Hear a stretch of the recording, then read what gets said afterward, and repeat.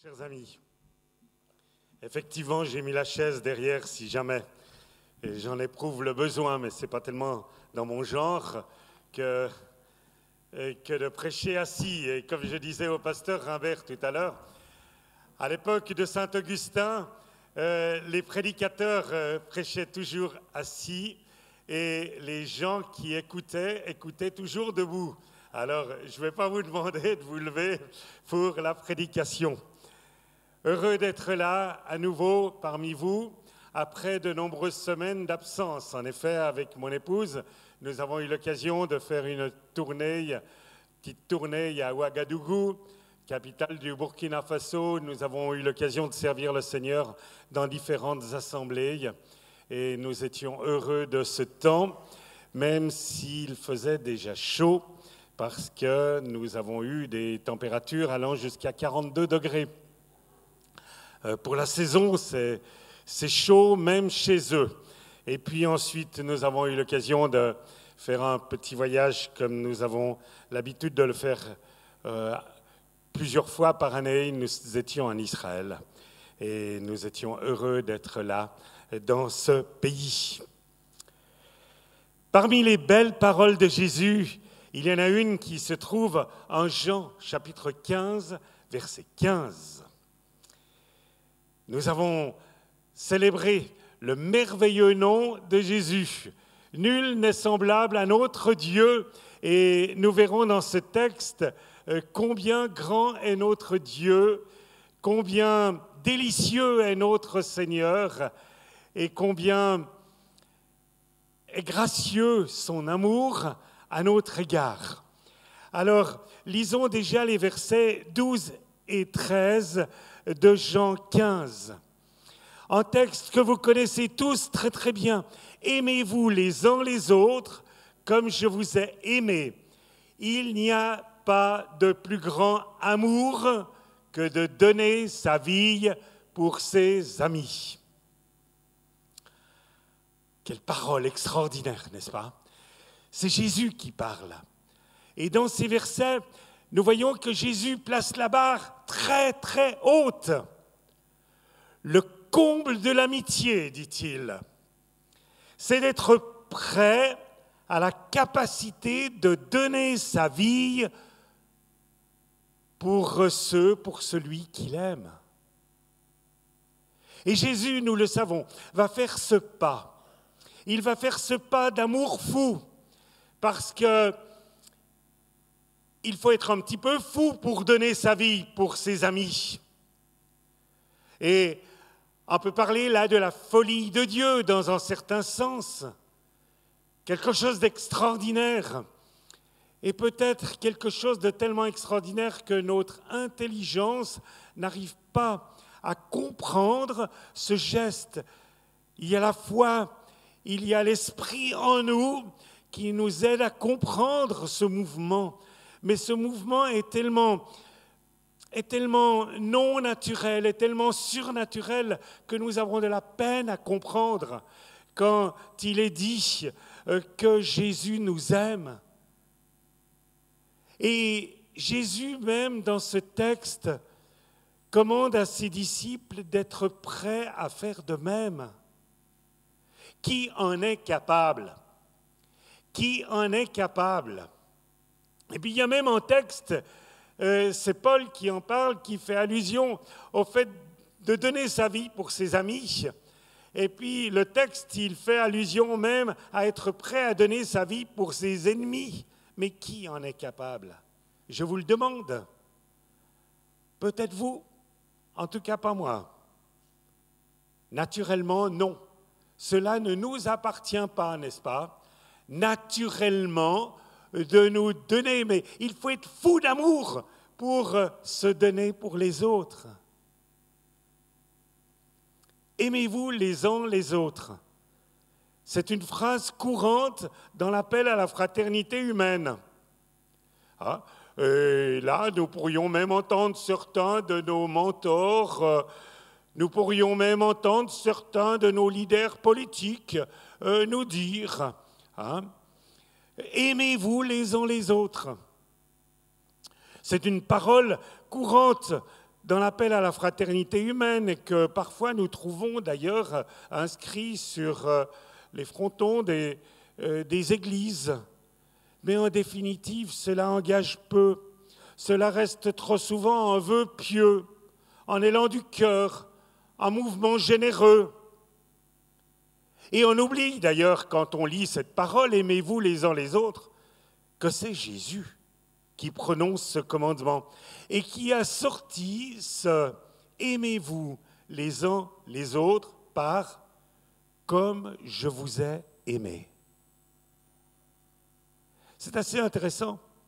En réfléchissant à cette parole, je me suis dit, mais si souvent nous trouvons inscrits ces paroles, aimez-vous les uns les autres, et puis on coupe, comme une tranche de salami, le texte, et on oublie la deuxième partie, comme je vous ai aimé, parole de Jésus.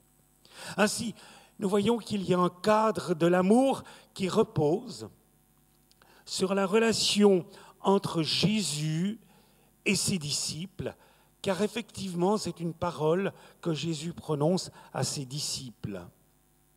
Je dirais qu'il y a un lien surnaturel. Et la seconde phrase de notre verset, « Comme je vous ai aimé », marque alors une intimité d'amour qui est offerte et qui va avoir un accomplissement prophétique le jour de sa passion. Et tranquillement, nous sommes en train de cheminer sur les jours de Pâques où nous avons à nous souvenir du don de Jésus-Christ en notre faveur.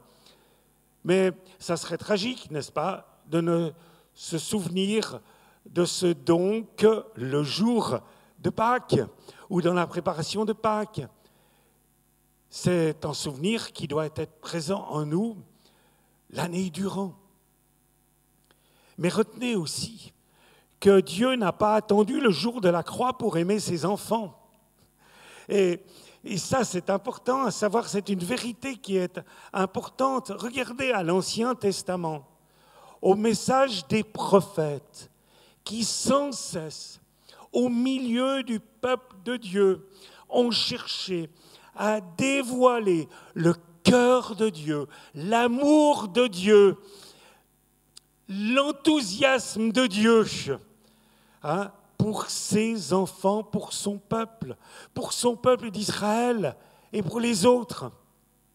Et puis, il nous faut nous souvenir que la première promesse messianique concernant Jésus se trouve déjà dans le livre de la Genèse, chapitre 3, verset 15. Au sujet de notre verset 12, « Aimez-vous les uns les autres » un théologien a déclaré comprendre la parole de Jésus ainsi. « Quand vous voudrez savoir ce que c'est qu'aimer, regardez à moi. » Voilà ce que semble dire Jésus.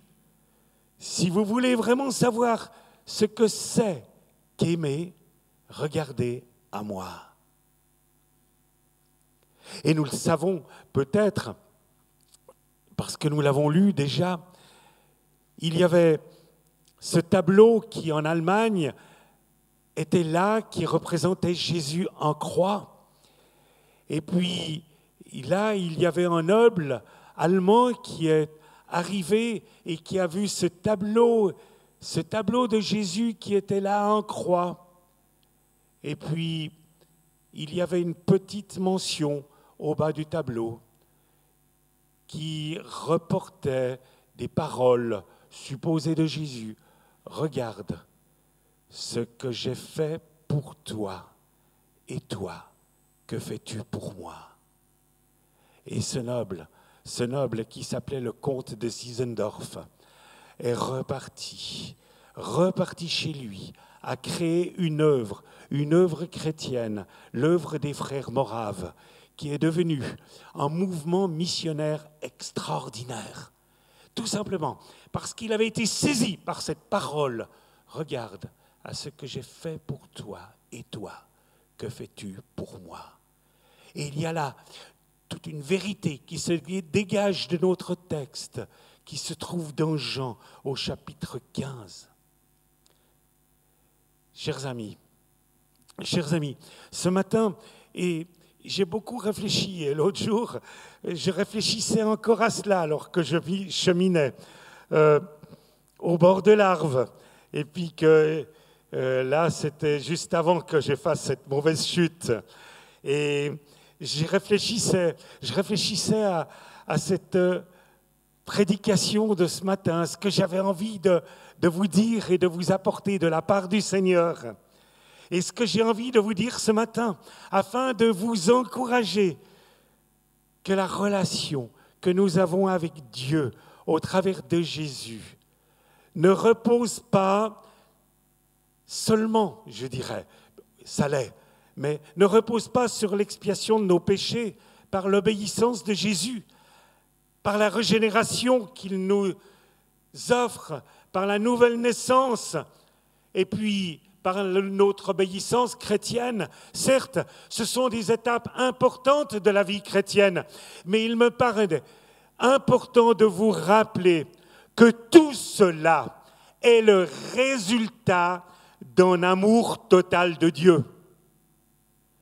Et j'aimerais vous amener à considérer cet amour total de Dieu avec le désir que nous puissions l'aimer en retour de manière égale.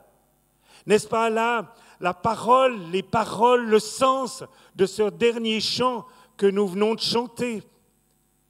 Et vous savez, des fois on chante, on regarde les paroles, et puis on oublie un petit peu. Mais il y a l'insistance de Nathanaël, toute l'insistance de son zèle qui dit, mais réfléchissez à ce que vous chantez au travers de la répétition qu'il fait et des paroles qu'il donne. Oui, résultat d'un amour incroyable.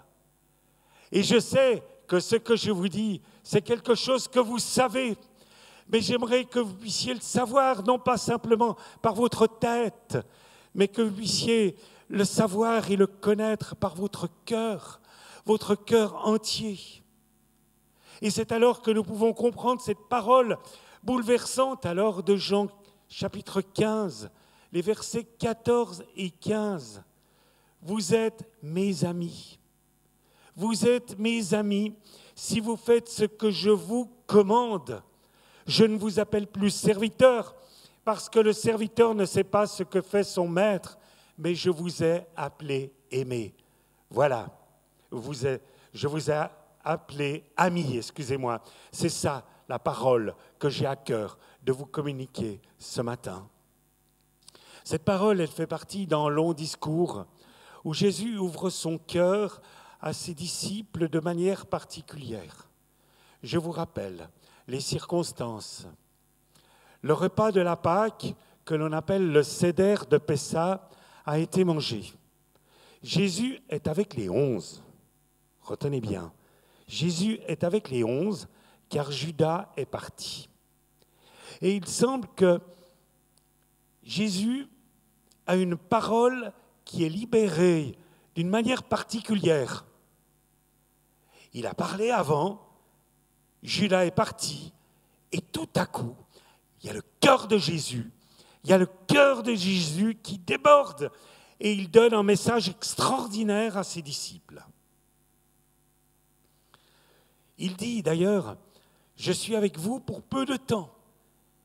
Et alors, écoutez ce que j'ai encore envie de vous dire avant de mourir pour vous. Et il dit, vous êtes mes amis. Amis. Là, on est totalement à l'extérieur d'un cadre légaliste. D'un cadre légaliste que nous pourrions même cultiver dans nos églises. Qui est faire les choses pour. Faire les choses pour obtenir une bénédiction. Faire les choses pour obtenir un pardon. Faire les choses pour être bien vu des autres. Faire les choses pour être reconnu. on est dans le cadre de faire les choses parce que. Parce que. Alors, je ne pêche plus parce que j'aime mon ami. Je suis baptisé dans l'eau parce que c'est le commandement de mon ami. Et je ne suis pas baptisé pour être sauvé, mais baptisé parce que je suis sauvé. Quelle grâce excellente!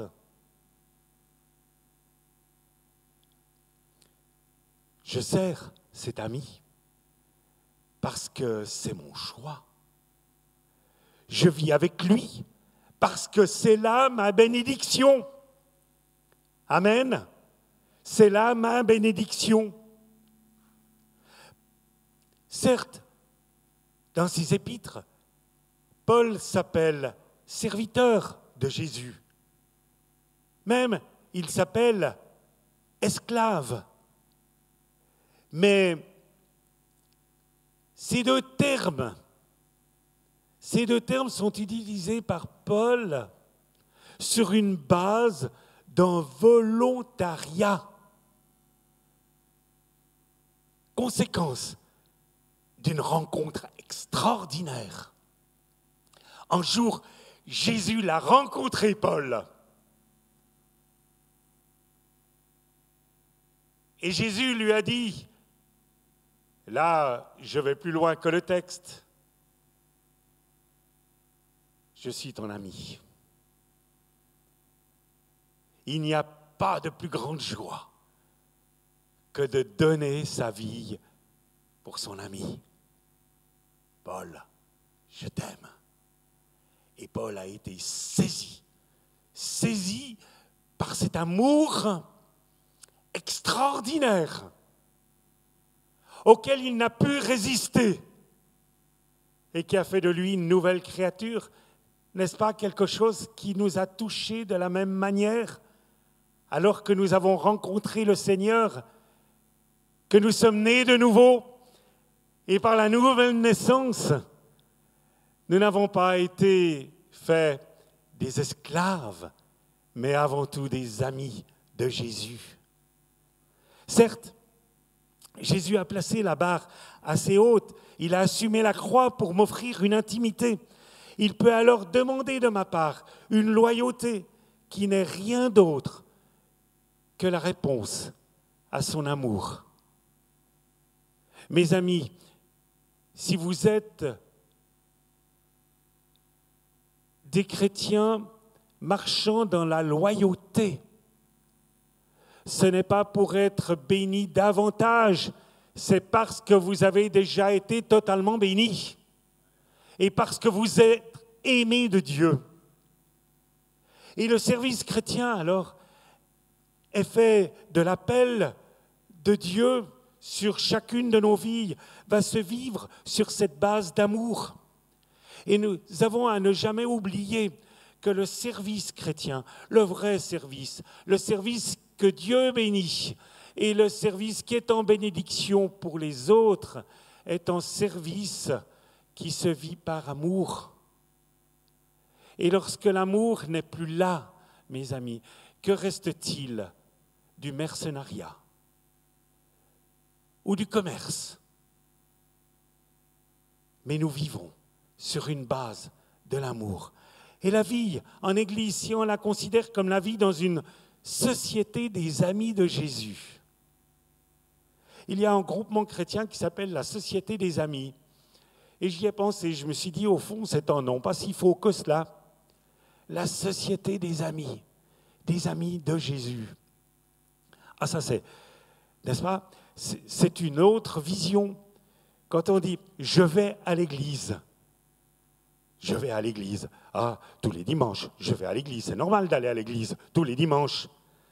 Mais si on pense, je vais dans la société des amis, dans le groupe, avec les amis de Jésus, et si on sait que l'autre, que l'on a salué, ou peut-être que l'on aurait dû saluer à l'entrée, est un ami comme moi de Jésus.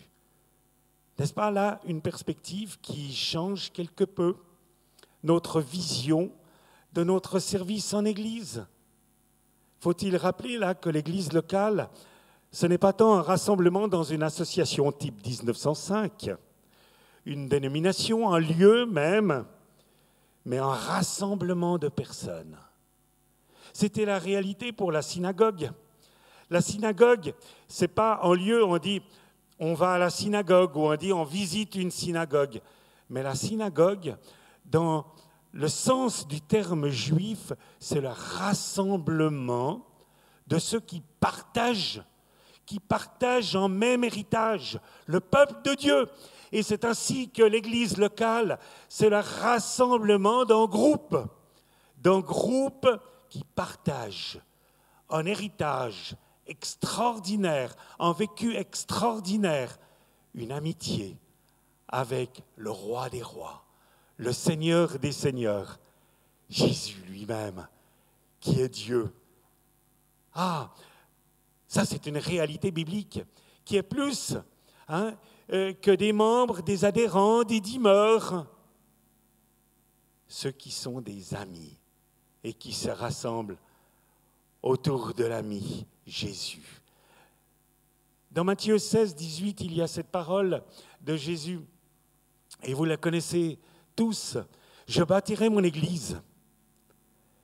Et il dit, « Et les portes du séjour des morts ne prévaudront point contre elle, montrant là le cadeau extraordinaire de celui qui est mort pour nous, afin que la puissance de Satan puisse être totalement défaite dans notre vie et que rien ne fasse obstacle à notre communion, à notre intimité, à notre amitié avec Jésus. »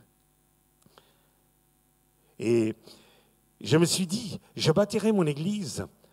Ah, mais c'est le texte parallèle de « Vous êtes mes amis.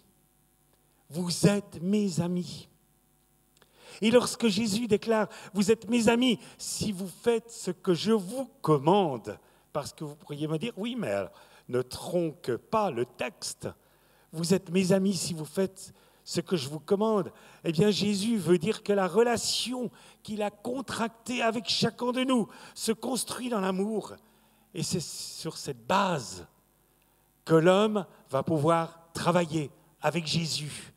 Et Jésus travailler avec lui.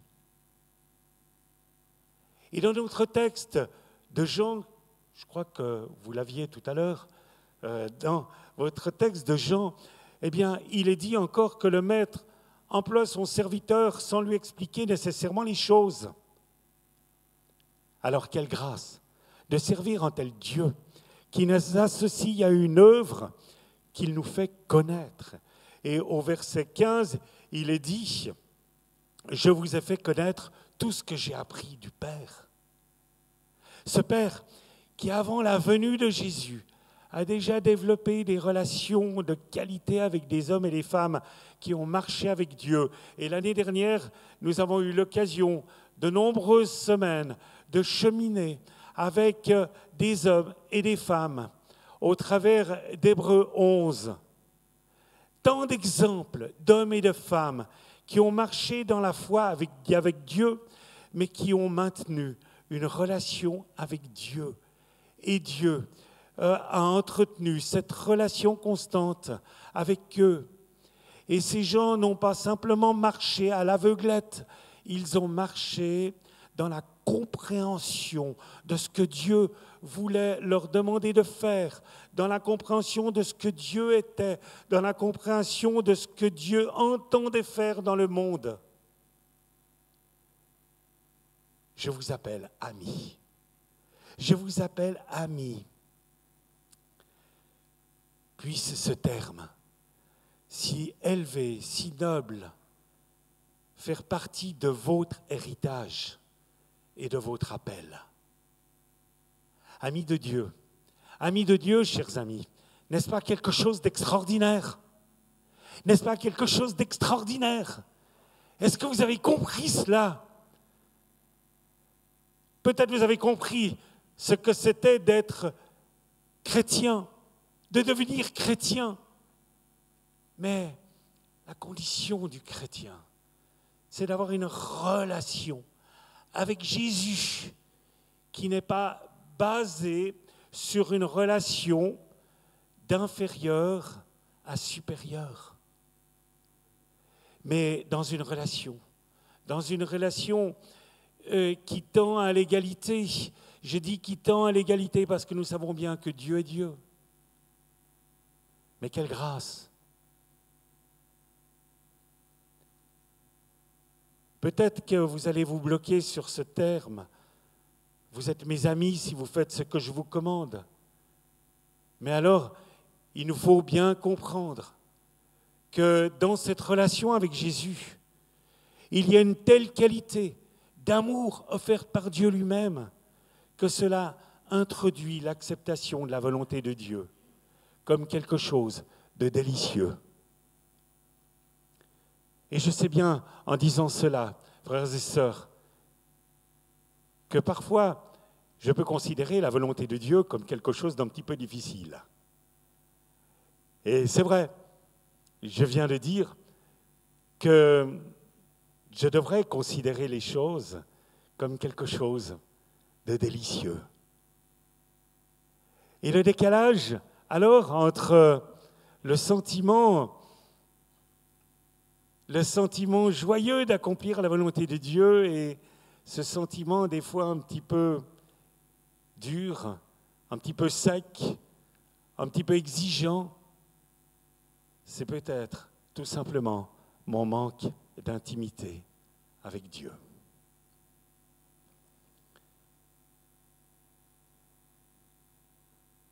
Mais il est clair aussi, et je veux le dire, que nous ne sommes pas au niveau de Dieu. Et là, dans un cadre d'amour qui nous est offert, il y a, je le crois, de la part de Jésus, de la part de Dieu le Père, la compréhension de notre humanité faillible. Et si cela n'était pas le cas, nous n'aurions pas besoin de lire autant d'exhortations de Paul, de Pierre, de Jean et des autres. Et Jésus même, alors qu'il prononce ces paroles, je vous appelle amis, vous êtes mes amis, je me donne à vous, vous êtes mes amis si vous faites ce que je vous commande. C'est déjà que dans quelques heures, peut-être moins que quelques heures, il y aura déjà cet échec de la part de certains de ses disciples. Et c'est Matthieu 26, 40 qui le dit. Alors que Jésus va à Gethsémane, il va prier, il va déjà vivre quelques heures intenses de prière avec son Père. On peut presque parler là d'une agonie déjà. Et puis, il espère de ses amis, que ses amis seront là, à ce moment, à ses côtés, parce qu'il en a besoin. Et puis, vous le savez, ses amis, que font-ils? Ils digèrent dans le sommeil. Et puis Jésus va vers eux, les secoue, et leur dit, vous n'avez pas pu veiller 1 heure avec moi. Vous n'avez pas pu veiller 1 heure avec moi. Et toi, Pierre qui viens de me faire une confession si extraordinaire, quand il me faudrait mourir pour toi, je ne te renierai pas. Voyez le Pierre, il est tout en morceaux, comme beaucoup d'entre nous, tout en morceaux. Jusqu'à la mort, nous te serons fidèles. Ça, c'est un chant. J'y ai pensé ce matin, en relisant mes notes. Jusqu'à la mort, nous te serons fidèles. Jusqu'à la mort, bien que persécutés. Oh, je me suis dit, c'est si léger de dire cela, n'est-ce pas? Et puis, il y en a qui sont persécutés. Et puis, ces gens-là, alors là, ils vivent la perspective, n'est-ce pas, de cette mort. Mais nous, on a peut-être raison de ne plus le chanter, ce chant. De toute façon, je ne sais pas, peut-être que plus personne ne le connaît. Mais Moi, je m'en souviens toujours. Jusqu'à la mort, nous te serons fidèles, jusqu'à la mort, bien que persécutés. Et puis là, alors il fallait chanter, n'est-ce pas, d'une manière triomphale. Et alors là, s'il y avait eu des percussions à cette époque, elle pouvait y aller. Hein, et puis on y va, et puis on part, n'est-ce pas, comme l'armée française est partie en 1914, hein, la marguerite à la bouche, en se disant, ah ben dans quelques semaines on est de retour, parce que ceux qui sont de l'autre côté, ils vont être éliminés. Hein, et puis on y va. Et Pierre était dans cette optique. Et puis là, Jésus réveille ses disciples et leur dit, vous n'avez pas pu veiller 1 heure avec moi. Ah, mais Dieu sait cela. Jésus sait cela. Et quand il dit, hein, vous êtes mes amis, il sait qu'il y a un petit décalage entre ses amis qui sont ses disciples et puis sa personne qui va se donner tout entière. N'est-ce pas quelque chose d'extraordinaire? Une amitié qui nous est offerte malgré notre infaillibilité, notre faillibilité, notre imperfection, notre difficulté. Ah, j'aimerais vous donner encore un exemple que je vais tirer de l'Ancien Testament. L'exemple d'Élie, qui est l'ami de Dieu. Élie, le prophète. Et là, vous connaissez l'histoire peut-être, il y a une épreuve formidable qui est décrite dans le livre des rois, le premier livre des rois. Il y a un test pour Israël, car il y a là des faux prophètes qui défient le roi des rois, le Seigneur des seigneurs, le grand Dieu. Et Élie, ce jour-là, sur le mont Carmel, est le grand héros de la foi. Dieu est avec lui, assurément, il est l'ami de Dieu. Ah, le défi est grand pour le roi Akab et sa femme, Jézabel. Mais la réponse de Dieu est immense. Et le peuple s'écrie alors parce qu'il y a une réponse. Mais ce n'est pas possible de tout expliquer ce matin. C'est l'Éternel qui est Dieu. Ah, en Roi 18, 46, nous dit « La main de l'Éternel fut sur Élie ». Et même le texte continue et mentionne qu'après cet épisode extraordinaire de la victoire de Dieu sur les fausses, les divinités, les Baals, les Astartés, sur les faux prophètes, eh bien, le texte mentionne qu'Élie, il se ceint les reins, n'est-ce pas? Il se ceint les reins pour pouvoir courir plus vite. Et puis, il court devant le char d'Akab jusqu'à l'entrée de Jizréel. Jizréel, c'est la vallée qui s'ouvre à l'est du Carmel. Et là, les rois, ils avaient une résidence d'été. C'est environ 30 kilomètres du mont Carmel.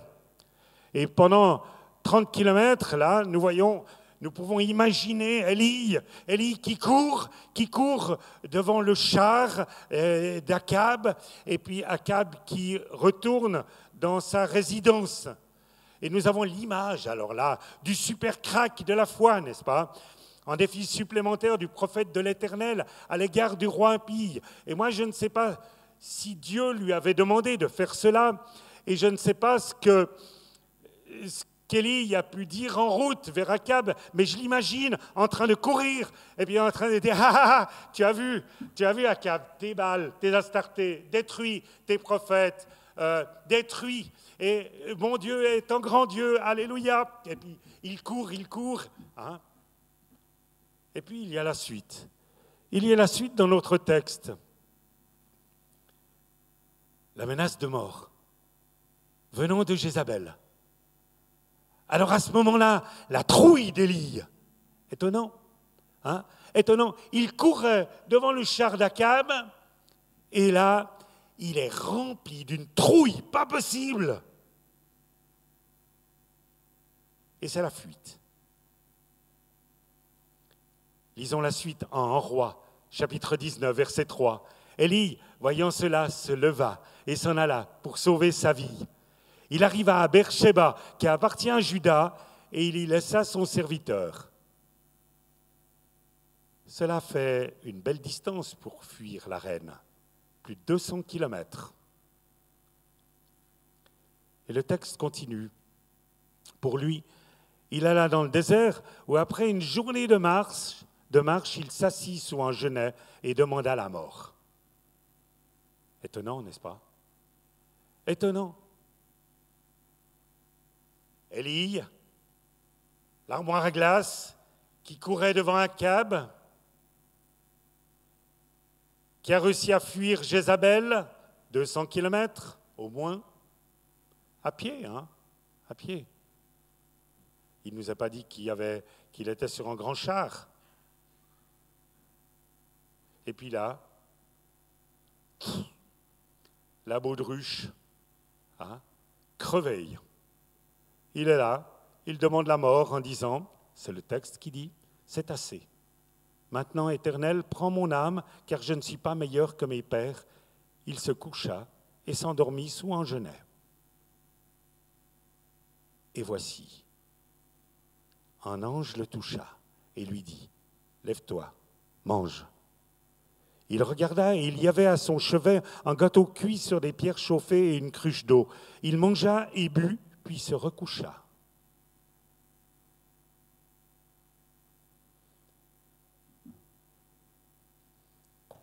Seigneur Dieu, je veux mourir.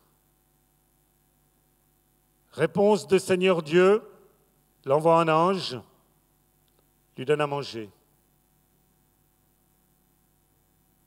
Je veux mourir, j'en ai assez de cette vie.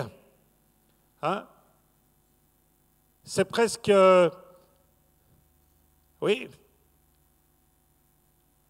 presque une mort. Et Dieu répond, donne à manger. Seul un ami peut faire cela. Verset 7. L'ange de l'Éternel vint une seconde fois, le toucha et dit, lève-toi, mange, car le chemin est trop long pour toi. Il se leva, mangea et but. Et avec la force que lui donna cette nourriture, il marcha 40 jours et 40 nuits jusqu'à la montagne de Dieu à Horeb. Horeb, c'est le Sinaï. Je pense à plus de 300 kilomètres. Ça commence à faire, J'y trotte.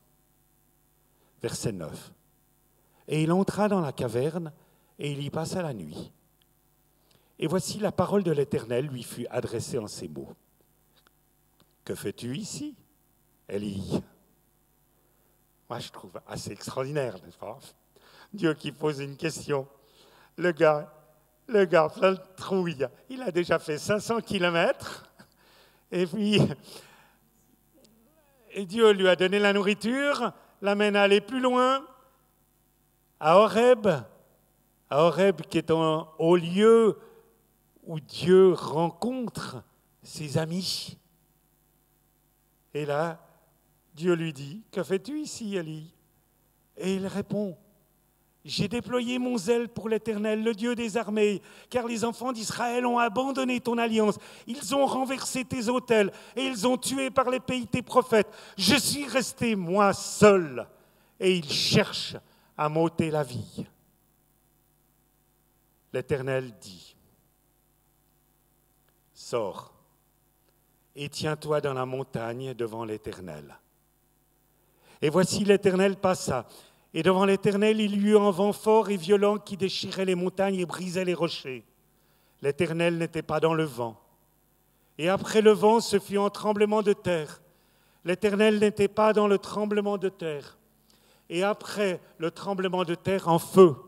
L'Éternel n'était pas dans le feu. Et après le feu, un murmure doux et léger.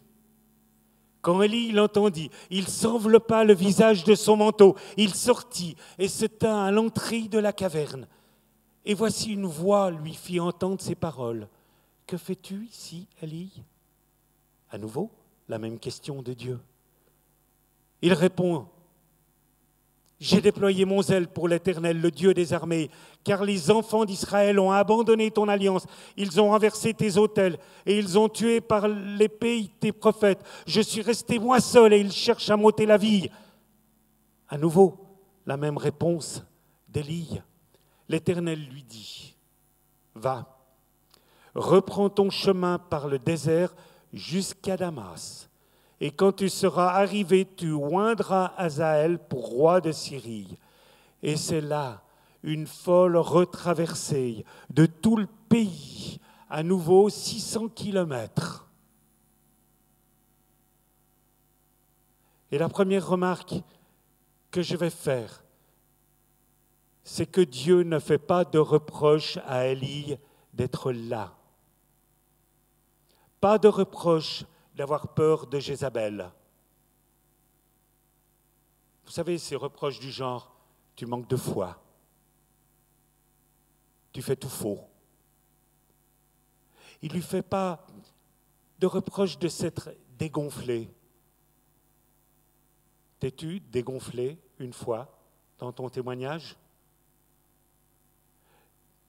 Il ne fait pas le reproche d'être découragé, d'avoir voulu mourir, de s'éloigner peut-être de son appel. Élie est à 600 kilomètres de son appel. S'il était resté au Carmel, il aurait fait moins de chemin pour aller jusqu'à Damas. Je ne sais pas si vous y avez déjà pensé. Carmel, à Damas, il y avait 200 kilomètres peut-être. Mais voilà, Élie est dans la défaite, dans la déprime, la fatigue. Et Dieu l'envoie à Horeb pour le rencontrer. Car Dieu n'a pas fini son face-à-face avec lui. Il n'y a pas de rupture de communion avec Dieu. Il y a eu un petit épisode là, dû à la faillibilité de l'homme. Il y a eu un passage à vide. Avez-vous eu des passages à vide dans votre vie chrétienne? Dieu vous en tient-il rigueur? Non. Car notre Dieu est celui qui veut être notre ami. Et un ami ne tient pas rigueur à son ami de faire un faux pas. Une fois, quand on m'a demandé quelle était ma définition de l'amitié, j'ai dit, oh, l'amitié, c'est peut-être quand on reste amis, malgré qu'on a été tellement déçu de l'autre. N'est-ce pas?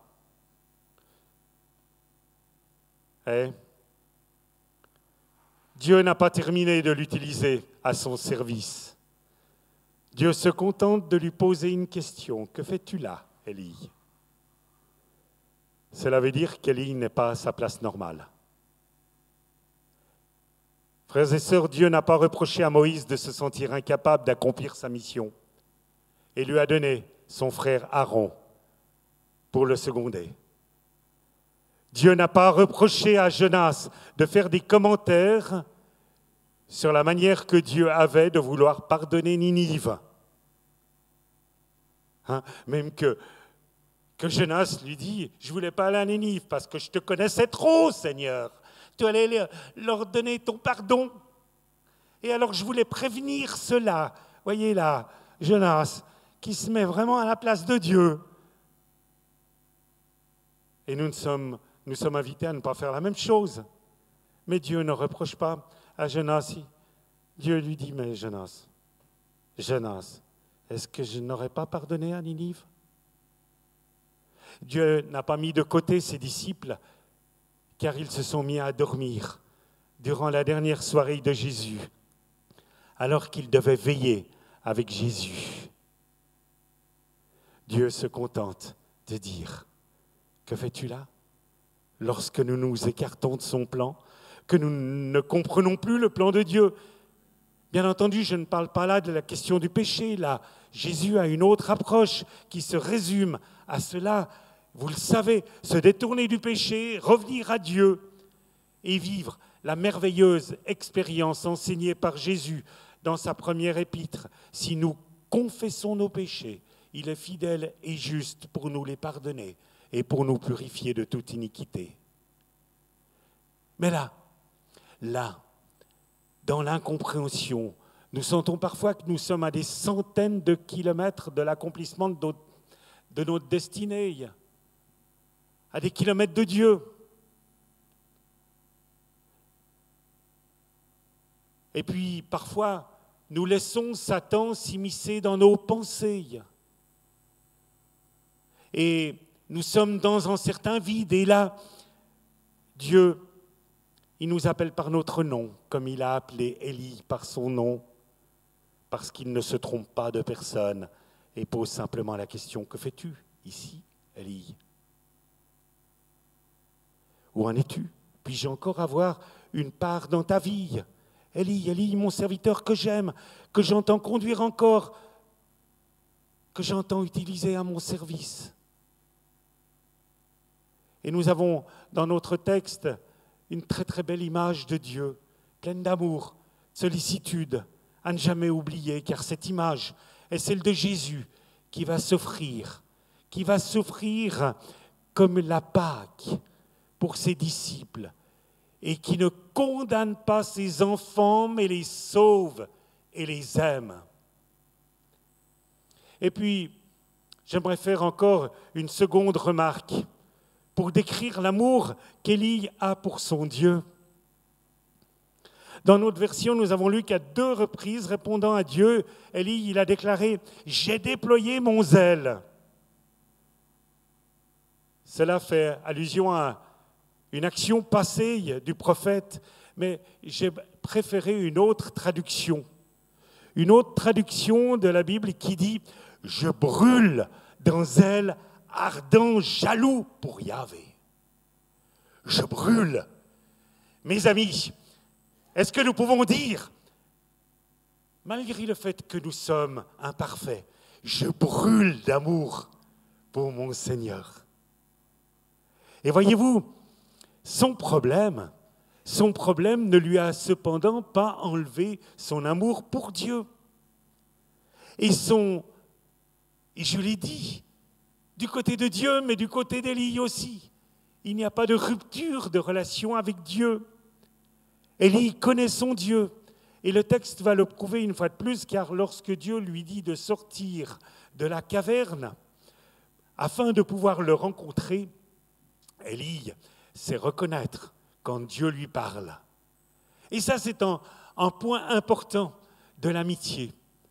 Si nous sommes amis de Dieu, nous savons reconnaître lorsque Dieu nous parle. Et nous savons établir une différence entre nos pensées charnelles et les pensées de Dieu.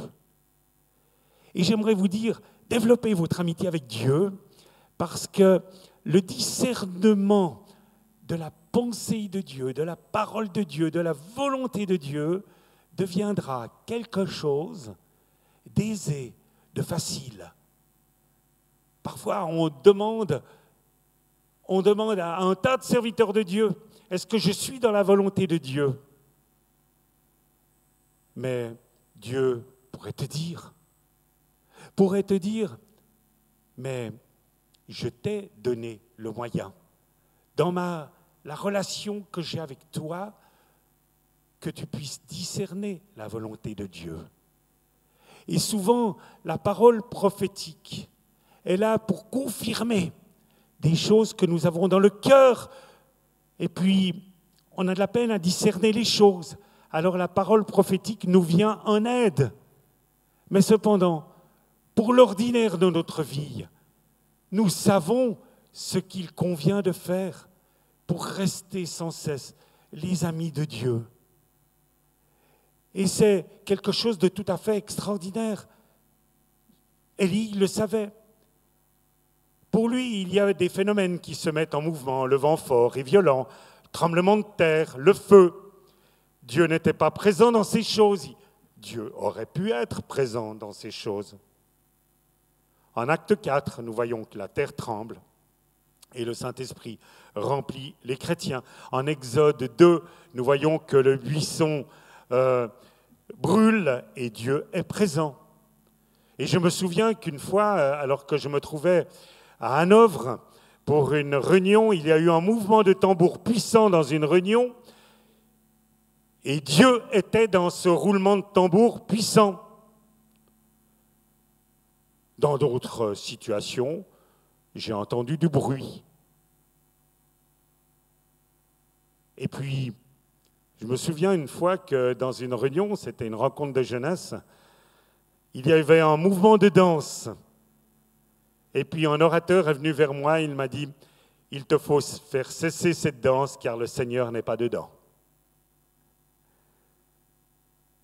Il aurait pu être dedans. Et puis parfois, nous le savons, c'est un temps de silence qui est rempli de la présence de Dieu. Ce jour-là, Dieu était dans une brise légère et Élie l'a su immédiatement. Il a su immédiatement. Il s'est enveloppé alors de son manteau comme d'une marque de respect, non de peur, car je suppose qu'Élie était dans la jubilation de rencontrer son Dieu, son bien-aimé, le Dieu Tout-Puissant. Ce fut là un moment de face à face, de grande intensité entre Dieu et son serviteur, un temps de visitation. Et je pense en temps d'encouragement. Il avait besoin de recevoir cet encouragement qui a fait qu'il a été capable de continuer la mission selon la volonté de Dieu. Et il ne l'a pas fait parce que Dieu lui ordonnait à ce moment de le faire. Il a compris que là était sa mission. Aller oindre en roi, aller oindre des personnes à Damas, en traversant tout le pays, depuis le bas jusqu'en haut. Et vous savez, aujourd'hui, j'ai regardé, cela se fait en 55 minutes en avion. Cela se fait en une journée en autocar. Pour lui, cela représentait un effort, une persévérance dans l'effort. Mais certes, dans ce dialogue qu'il a avec Dieu, la Bible ne nous dit pas tout de ce dialogue, mais je pense à la qualité d'une relation entre un homme et son Créateur. Peut-être, vous me direz, peut-être que Élie aurait dû commencer par cela, être plus à l'écoute de son Dieu, parce que probablement qu'il y a eu là un petit problème. Mais il n'est pas trop tard maintenant. Il n'est pas trop tard. Et notre Dieu est ce Dieu-là. Parfois, on perd du temps. On ne perd pas son salut, on perd du temps. Et remarquez que sa proximité avec Dieu, si proche de la parole de Jésus, je ne vous appelle pas serviteur, mais ami, conduit Élie à faire la volonté de ce que le Seigneur lui demande. Et c'est ce qui est conforme à sa volonté. Remarquez enfin qu'Élie est capable de reconnaître la présence de Dieu. Et ça, c'est vraiment le premier pas. C'est le premier pas. Élie reconnaît Dieu dans ses voies. Et nous avons, dans tout ce texte, un cadre d'amour que nous pouvons comprendre la vraie nature du service. Et nous pouvons comprendre la vraie nature du service chrétien pour nous, qui avons été sauvés à un si grand prix que la mort de Jésus pour chacun de nous. Frères et sœurs, qu'en est-il ce matin de ta relation avec Dieu? C'est ce que j'avais à cœur de vous dire. Qu'en est-il de ton suivi avec Dieu? As-tu compris que le type de ta relation avec Dieu se construit sur un amour qui a commencé par Dieu pour toi? Peut-être que quelque chose est à redécouvrir. Es-tu celui qui t'est senti accusé par Dieu parce que tu étais sur une mauvaise voie? Mais regarde ton Dieu, il est ton ami. Avec toi, il désire cheminer jour après jour dans le pardon, dans l'action de grâce, dans l'adoration, dans la louange, dans la bénédiction. Dieu n'en a pas fini avec toi. Tu es son ami. Tu es son ami. Et Dieu, lui, de son côté, va le rester. Et Dieu sait de quoi tu es formé. Et Dieu va te donner alors sa révélation, sa capacité de tenir le coup dans l'adversité, dans le combat spirituel. Dieu va continuer de te guider, de t'aimer et de te bénir. Tout simplement, c'est ce que j'avais à cœur de vous dire. Vous êtes les amis de Dieu si vous faites ce qu'il commande. Mais vous êtes les amis de Dieu, un point, c'est tout. Seigneur, merci parce que tu nous as offert ton amitié et tu as mis, Seigneur, dans la balance tout ce que nous avions besoin pour être tes amis. Et Seigneur, moi je te prie pour mes frères et sœurs, ils sont là. Seigneur, certains ont eu des moments difficiles ces derniers temps. Certains ont même pensé que tu étais devenu inexistant. Certains se sont adressés à toi et ils ont eu l'impression qu'ils priaient devant un mur. Et Seigneur, tu leur poses cette question ce matin, que fais-tu là? Où en es-tu? Et Seigneur, alors qu'ils vont prendre ce repas, maintenant qui nous rappelle ta mort et ta résurrection, Seigneur, moi je te prie pour que tu insuffles un zèle nouveau dans leur cœur, un amour nouveau, et qu'ils puissent marcher comme un nouveauté de vie. C'est ce que je te demande de faire, Seigneur, et glorifie-toi au travers de tout cela. Amen. Amen.